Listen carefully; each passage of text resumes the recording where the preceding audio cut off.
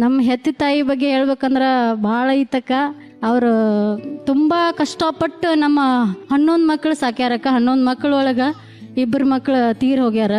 ನಾವು ಒಂದು 5 ವರ್ಷ 6 ವರ್ಷ ಇರ್ಬೇಕಾದ್ರೆ ನಮ್ಮ ಪಪ್ಪಾಗ ನಮ್ಮ ಅಣ್ಣನ ಮೇಲೆ ಒಂದು ಇನ್ಸಿಡೆಂಟ್ ಆಯ್ತಂಗೆ.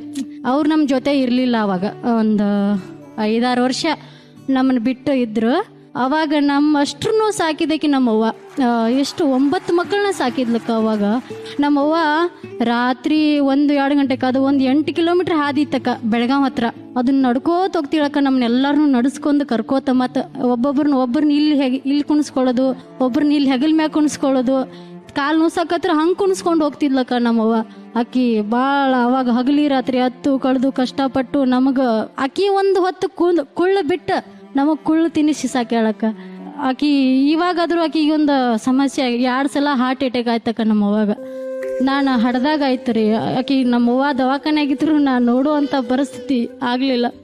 ಆ ಥರ ಆಕಿಗೆ ಆ ಸಾಯಕ್ಕೆ ಉಳಿದಾಳ್ರಿ ನಮ್ಮವ್ವ ಈ ಥರ ಹಿಂಗೆ ಇಷ್ಟು ದಪ್ಪು ಭಾಳ ಅಂದ್ರೆ ಭಾಳ ಚಂದ ಇದ್ದಳ್ರಿ. ಆದರೆ ನಮ್ಮವ್ವನ ಈಗ ನೋಡೋಕ್ಕಾಗಲ್ರಿ, ಆ ಥರ ಆಗಿಬಿಟ್ಟು.